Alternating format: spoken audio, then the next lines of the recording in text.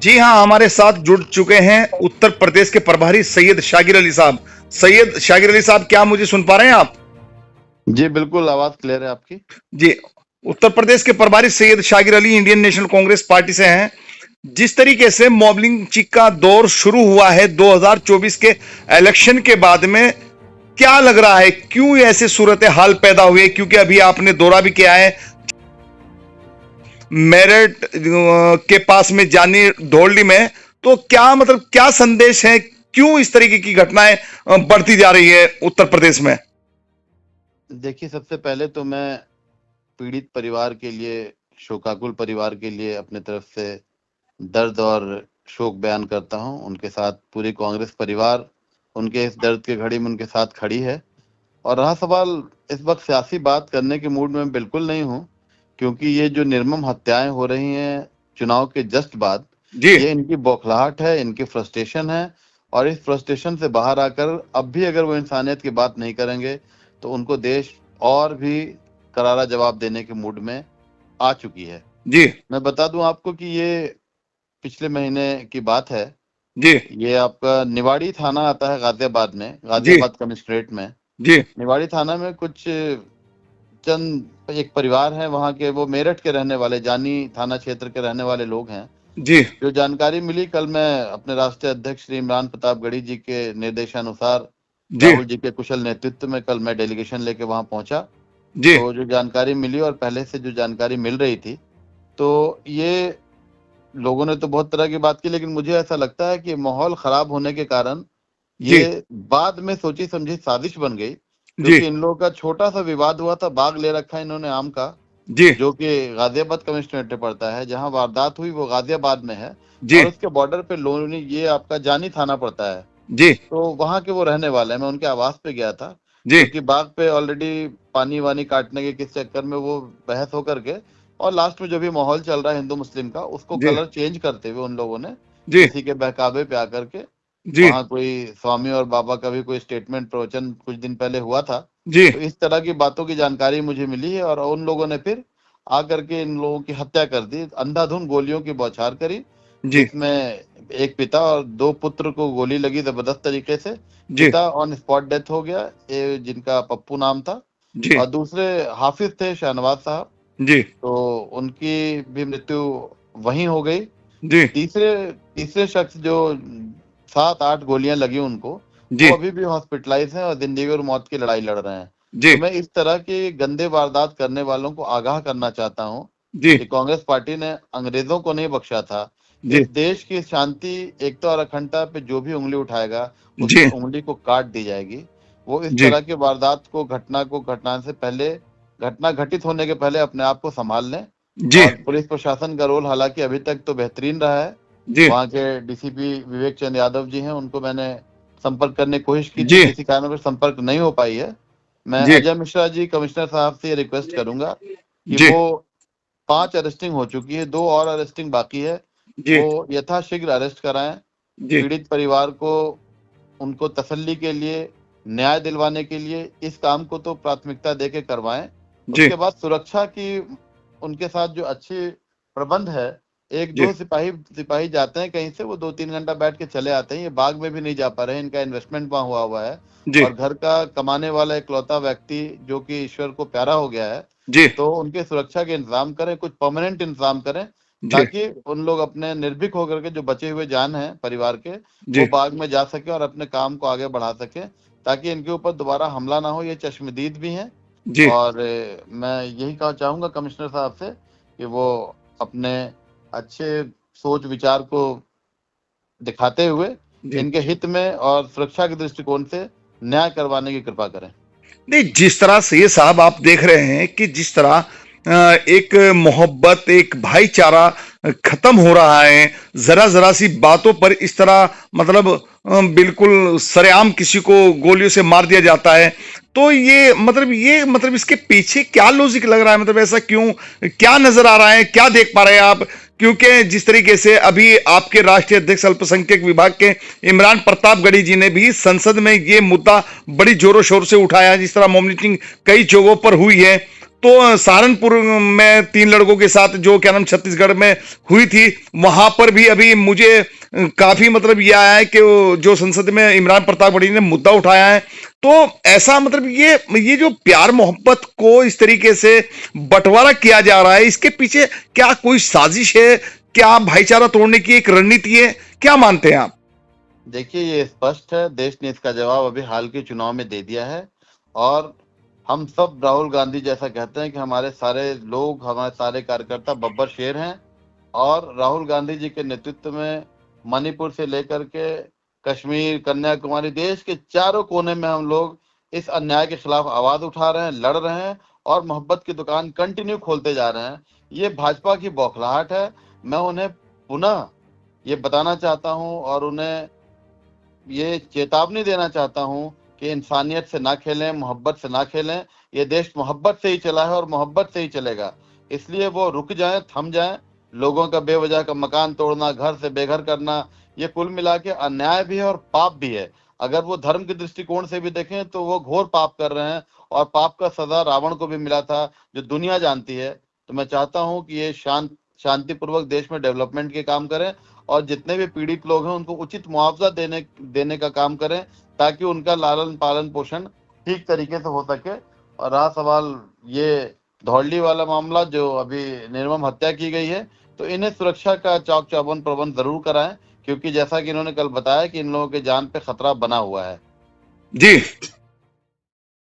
और लगातार हमारे राष्ट्रीय चेयरमैन इमरान प्रताप गढ़ी साहब भी हम लोग सभी लोगों के संपर्क में हैं। जो जिस स्टेट से संबंधित लोग हैं, जी। सबको निर्देशित किया गया है कि वो स्पॉट पर जाएं, जगह पर पहुंचे, जी। उनका दर्द बांटे और जरूरत पड़ने पर जिस तरह की भी मदद, संभव मदद है, वो कांग्रेस पार्टी 24 घंटा सर्व समाज के लिए खड़ी है और तैयार है। जी। अच्छा, जैसे कि एक मुद्दा आपने देखा होगा कि अभी चंद्रशेखर आजाद समाज पार्टी से चुनाव जीतकर आए हैं, अभी सांसद चुने गए हैं। तो सांसद बनने के बाद में उन्होंने एक मुद्दा उठाया और वो स्पीच दे डाली एक कार्यक्रम के, अपने उनका कार्यक्रम चल रहा था कहीं पर किसी विलेज में, वहां पर उन्होंने कहा है, बड़ी जोरों शोर से एक मुद्दा उठाया है कि 15-20 मिनट की नमाज से परहेज और जो महीनों की कावड़ यात्रा चलती है उससे मतलब सड़कों पर कितनी भीड़ की परेशानियों का सामना जनता को करना पड़ता है, आम जन को करना पड़ता है, क्योंकि रोड डाइवर्ट नहीं हो पाते। शहर के बीच में से बहुत सारी ऐसी रोडें हैं जो बिल्कुल शहर के बीच से कावड़ यात्रा गुजरती है, शहर के बाजारों पर काफी असर पड़ता है। उस तरफ तो बिल्कुल कोई ध्यान नहीं है, लेकिन मस्जिद की इबादत गांव पर जहां 10 से 15 मिनट ईद की नमाज एक साल में एक बार होती है, तो उसमें वहां नमाज पढ़ने पर पाबंदियां नहीं लगानी चाहिए। चंद्रशेखर ने, जो भीम आर्मी के संस्थापक भी हैं और अभी लोकसभा में गए हैं, तो उन्होंने ये मुद्दा उठाया है। आप किस तरीके से मानते हैं, क्योंकि कांग्रेस पार्टी से आप उत्तर प्रदेश के प्रभारी है, तो ये सवाल बनता है। देखिए, चंद्रशेखर जी एक नौजवान आदमी है। अनुभव का तो बहुत ज्यादा अंदाजा मुझे नहीं कि बहुत ज्यादा अनुभवी हैं, लेकिन जी। हाँ, जज्बाती आदमी हैं। वो कुछ भी कह सकते हैं, उनकी अपनी आजादी है। जी। बात बहुत सारी ऐसी होती है जो देखने में अच्छी नहीं होती है, सुनने में अच्छी होती है। जी। तो हम कांग्रेस पार्टी के नेतृत्व की जैसे कि मंशा होती है, जो हम लोगों की ट्रेनिंग है, जो हमारी सोच है, जो हमारी विचारधारा है, जी। हमारे विचारधारा में धर्म के प्रति एक दूसरे से स्पर्धा नहीं है। जी। हमारी विचारधारा ये है कि सभी धर्म के लोग अपने आस्था को भली भांति माने, अपनाएं और एक दूसरे के धर्म के प्रति इज्जत करें। जी। ये कांवड़ यात्रा भी उसी तरह, आज कोई नई कांवड़ यात्रा, हाँ, ये अलग बात है कि आडंबर और ड्रामा को ये सरकार ज्यादा बढ़ावा देती है। भाजपा सरकार ये जी। धर्म की ठेकेदारी करती है, राजनीति करती है। जी। जिसका कि मिसाल देखिए, फैजाबाद हार गए। जिसका कि मिसाल अभी हमारे प्रदेश ने कई सारी माँ बहनें हम लोगों ने खो दिया। अभी ये नकली बाबा जो अभी जेल चला गया, जी। हाथरस में, जिसमें माननीय राहुल गांधी जी भी गए थे। तो जी। इस तरह का नुकसान बीजेपी के लिए, बीजेपी का ये एनर्जी है, जी। खून, हत्या, जी। मारपीट, बिल्डिंगों का तोड़ना, लोगों को बेघर करना, महिलाओं की इज्जत से खेलना, ये जी। उनके लिए एनर्जी का चीज है। जी। तो चंद्रशेखर रावण जी ने अपने हिसाब से जो कहा, उनकी बात का मैं सम्मान करता हूं, लेकिन ये कंपटीशन की बात नहीं होनी चाहिए कि कांवड़ यात्रा में छूट क्यों और नमाज में छूट क्यों नहीं। सबके आस्था को बराबर का सम्मान मिलना चाहिए। कांवड़ियों का भी वही सम्मान होना चाहिए और नमाजियों का भी वही सम्मान होना चाहिए। किसी अमुक जाति को उसके धर्म के आधार पर रोकने की चेष्टा ना करें, क्योंकि भविष्य फिर उससे उज्जवल नहीं, भविष्य खराब होता है।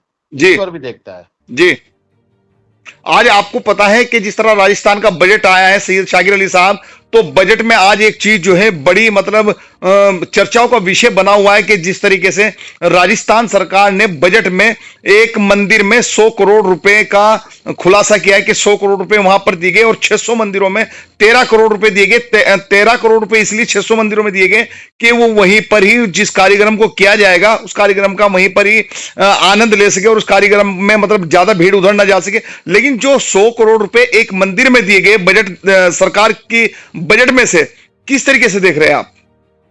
देखिए, इनके किसी भी बात को मैं ड्रामा और झूठ मान के चलता हूं, क्योंकि पिछले 10 साल से बहुत सारी चीजें अनाउंस करते हैं, बाद में पूरा ना करके उसे जुमला में तब्दील कर देते हैं। जी रहा सवाल मंदिर मस्जिद में किसी तरह की, ये मंदिर मस्जिद के राजनीति के अलावा इन्हें कुछ आता ही नहीं है। जी ये 100 करोड़ नहीं, बोलने के तौर पे तो ये 400 पार, 500 पार, 800 पार तक कह रहे थे। जी इन्होंने क्या, इनकी कथनी और करनी में आसमान और जमीन का फर्क होता है।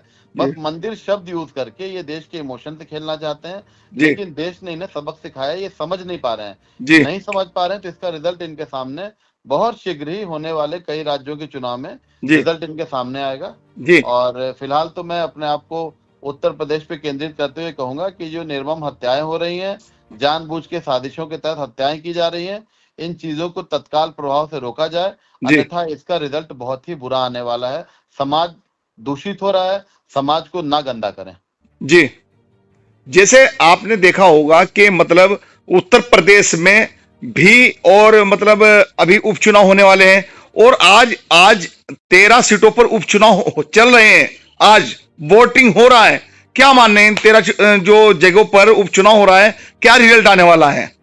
रिजल्ट जनता देगी, जनता रिजल्ट दे रही है। जनता का मूड आपको भी पता है, देश को भी पता है। जी अभी देखिए, इनकी परेशानी, उत्तराखंड में सरकार है, फिर भी वहां एक सीट पर, जहां तक मुझे जानकारी है, मंगलौर विधानसभा में जी जी वहां जी चुनाव चल रहा है, वहां वोटर्स को मारा जा रहा है। उसके उसके लुक से, उसके चेहरे मोहरे को देख करके रोका जा रहा है। उन्हें पता है ये वोट कहाँ जा रहा है। इंसानियत के शक्ल में जितने लोग जा रहे हैं उनको रोका जा रहा है। कांग्रेस हैवानियत ताबी करने के लिए उनको कांग्रेस नाली। लीडर उत्तर प्रदेश के प्रभारी सैयद शाकिर अली साहब बड़ा आरोप लगा रहे उत्तराखंड सरकार पर के चेहरे देखकर जो मतदाता है उनको पीटा जा रहा है, उनको भगाया जा रहा है, दौड़ा जा रहा है। मतलब ऐसी स्थिति क्यों पैदा हुई है? ये बौखलाहट है, मैं बार बार कह रहा हूँ। जी उनके हाथ से सब सरकता जा रहा है। उन्हें जी बेसिकली देश नहीं, देश के पूंजीपतियों पे ग्रिप बनाना था। अगर देश से प्यार होता तो 800-850 किसान नहीं मारे जाते। जी अगर देश के सम्मान से प्यार होता तो हमारी बहनें जो जंतर मंतर में बैठ के अपने गोल्ड मेडल का, उन्होंने जीतने के बाद उस गोल्ड मेडल को जाके गंगा में प्रवाहित कर दिया, जी उनका सम्मान का ध्यान रखते। इन्हें माँ बहनों, पुरुषों, महिलाओं से किसी से प्रेम नहीं है, सिवाय चंद पूंजीपतियों के, जो अब पर्दाफाश हो चुका है। और बहुत जल्द ये झोला लेके चले जाऊंगा वाला जो इनका मामला है, ये स्पष्ट होने वाला है। झोला लेके इनको जाना ही पड़ेगा, और वो भी शायद खाली झोला लेके जाना पड़े, क्योंकि चोरी का पैसा लेके ये जा नहीं पाएंगे। ये बात तो करते हैं लंबी लंबी, स्विस बैंक, ये बैंक, वो बैंक, आज तक 1 रुपया नहीं आया। जी सिर्फ झूठ बोलना। ये 15 लाख तक 10 साल में नहीं जोड़ पाए हैं लोगों को देने के लिए। जी झूठ सच अपना बंद करें, जी किसानों को ठगना बंद करें, देश को ठगना बंद करें, जी अविलंब देश हित में काम शुरू करें, अविलंब शिक्षा पे काम करें। पहले नौकरी नहीं देते थे, अब ये नौकरी करने योग्य स्टूडेंट को बनना नहीं देना चाह रहे हैं और जी पर्चा लीक कर दे रहे हैं। तो जी इन चीजों से हटें, देश को ना धोखा दें, देश को ना छलें, क्योंकि देश को जिसने छलने की कोशिश की है, इतिहास गवाह है, वो मिट्टी में मिला है। आज तो कह रहे हैं जो उत्तर प्रदेश के मुख्यमंत्री योगी आदित्यनाथ के आज काफी जो अमीन थे, लेखपाल थे, लेखपालों की आज जो नियुक्ति पत्र दिए जा रहे हैं कि जो दूसरी सरकारें थी वो वसूली करते थे इनके नाम पर, लेकिन हमारी तरफ से कोई इस तरह की रणनीति नहीं है। पूरा परिवार वसूली पर लगा। समाजवादी पार्टी पर बड़ा आरोप लगाया है श्री योगी आदित्यनाथ ने। क्या कहेंगे आज लेखपालों की जो नियुक्ति पत्र बांटे जा रहे हैं? देखिए, इस देश को उस वक्त कांग्रेस ने बागडोर संभाला था जी जिस वक्त यहाँ सुई भी नहीं बनती थी।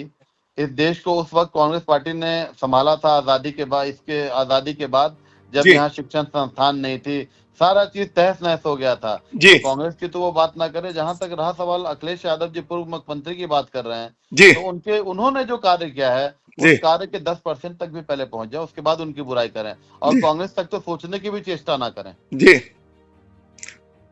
जैसे कि ये नियुक्ति पत्र की बात कर रहे हैं, ये नियुक्ति पत्र बांट रहे हैं, बोल रहे हैं, भी पता नहीं क्या सच्चाई है, तो आगे खुल के आएगा। लेकिन जाकर के देखें 78,000 नियुक्ति 100 दिन के अंदर में जी तेलंगाना में कांग्रेस पार्टी ने दे दिया, जी नौकरी दे दी लोगों को। जी। एक और अभी देश के लिए बड़ा गंभीर इस वक्त मुद्दा है, बड़ा ही गमखार मुद्दा है, क्योंकि जिस तरीके से उत्तराखंड के 5 लालों ने अपनी जान दे दी, शहीद हो गए, और जिस तरह धारा 370 हटाई गई थी, लेकिन आज भी आतंकवादियों का जो उनका अपना एक टारगेट है, वो कहीं ना कहीं नुकसान दे रहे हैं लगातार जो हमारे देश की फौज है। क्या मानते हैं आप इस चीज को, किस तरीके से, क्या 370 हटने के बाद में भी ये चीजें चल रही है, मतलब ऐसा क्यों है? भाई ये बीजेपी की सोची समझी साजिश हमेशा रहती है। मैं तो बता रहा हूँ, देश के सबसे इंपॉर्टेंट अंग किसानों का सम्मान जो नहीं करती है, पुलवामा के ऊपर उनके अपने राज्यपाल सतपाल मलिक जी ने क्या क्या घटनाएं नहीं खोल दी, क्या क्या राज नहीं खोल दिया। तो जी मैं तो कह रहा हूँ ये पार्टी का जो बेस है वो खूनी नदी है। जी इनको लाल रंग तो पसंद है, लेकिन माता की चुन्नी का रंग नहीं पसंद है, जी दुल्हन के ऊपर लगे हुए लाल दुपट्टे का रंग नहीं पसंद है। जी इन्हें पसंद है सिर्फ रक्त का रंग पसंद है। तो जी रक्त रंजित देश को ना बनाए। इनको गुजरात में के दंगा से लेकर के जहां भी आप चेक कीजिए, रक्त के ऊपर ये राजनीति करते हैं। जी हमारे शहीद भाइयों के परिवार के, शोकाकुल परिवार के साथ हम सभी लोग काफी मर्माहत हैं। जी हमें काफी दर्द है। दर्द जी होता है जब एक जान हमारे देश के लिए, जी हालांकि ये सर से फक्र से सर उठता है, जी लेकिन जान तो जान होता है। जी आज इन्होंने सेना का मजाक अग्निवीर के माध्यम से बना के रख दिया है। जी अग्निवीर, हमारा देश वो देश है जहां सेना में नौकरी करने लोग पैसे के लिए नहीं जाते थे, जी माता के सम्मान, धरती माँ के सम्मान के लिए जाते थे। जी सारे सिस्टम को इन्होंने बदल दिया है। राहुल जी ने कहा है कि हमारी सरकार जब भी आएगी, जनता जब भी पूर्ण रूप से सरकार लाएगी, अग्निवीर उसी वक्त हम लोग सेम डे खत्म करेंगे। जी और अपने उत्तराखंड से जो शहीद हुए भाई, उनके परिवार वालों के साथ हमारी सारी चीजें हैं, हमारे जज्बात हैं, और उनसे मैं ईश्वर से कामना करता हूं कि उनको ईश्वर हिम्मत दे, इस जी। दुख की घड़ी में उनके साथ हैं, और अमर शहीद लोगों को ईश्वर अपने श्री चरणों में जगह दे। अभी कांग्रेस लीडर, सांसद, विपक्ष के नेता राहुल गांधी जी का जो मणिपुर दौरा हुआ है, विपक्ष के तो बड़े बड़े आरोप लग रहे हैं, सत्ता में जो लोग बैठे हैं, लेकिन आप क्या इस दौरे से वहां पर भाईचारा कायम हो पाएगा?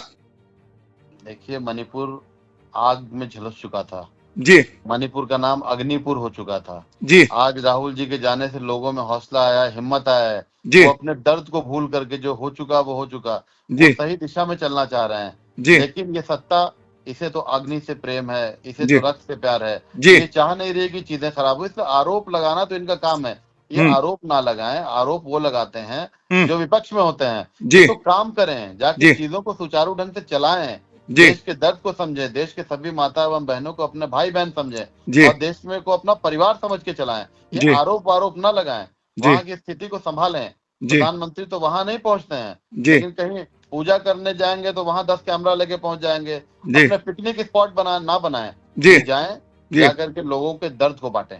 जी और सही। राहुल जी के ऊपर जी बेबुनियाद आरोप लगाना आप छोड़ दें, जी क्योंकि जनता अब इन चीजों को सुनने को तैयार नहीं है। जी राहुल गांधी जी उस त्यागी पुरुष का नाम है जिन्होंने आज तक इच्छा जाहिर नहीं की मुझे प्रधानमंत्री बनना है। वो जी बनाने में यकीन रखते हैं। उन्होंने पिछले, और इसका रिजल्ट है, जी हमारे पास इसका प्रमाण है, वो कब का चाहते तो प्रधानमंत्री बन जाते। जी लेकिन ये त्याग का परिवार है। जी जिस पुत्र ने अपने पिता के धज्जी धज्जी उड़े हुए शरीर को चुना हो बचपन में, जी जिस पुत्र ने, जिस नेता ने अपने दादी को गोली से छलनी होने के बाद देखा हो, उस जी बेटे के ऊपर आप आरोप लगाते हैं। जी शर्म आनी चाहिए, और शर्म से डूब मरनी चाहिए आप लोगों को। जी।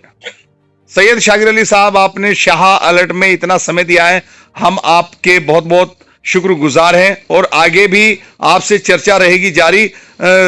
जो भी मुद्दे होंगे आपसे हम हर पल ये चाहेंगे कि आप हमारे साथ जुड़े रहें। और आज की जो आपने जानकारी दी है, क्योंकि दर्शकों तक आपकी जो दी गई फोन पर आज जानकारी है, वे बहुत ही अहम मुद्दों के साथ में शाह अलर्ट में जो चर्चा हुई आपकी, आप का इतना समय लिया है, बहुत शुक्रिया आपका। बहुत शुक्रिया आपका भी, और हमारे ओर से आपको भी बहुत सारी शुभकामनाएं, आपके चैनल को भी शुभकामनाएं, क्योंकि आपका चैनल मुझे चंद क्रांतिकारी चैनलों में एक चैनल दिखता है जो आज भी सही चीजों को जनता को तक ले जाता है और दिखाता है। बहुत शुक्रिया। ठीक है साहब, ठीक है, थैंक यू।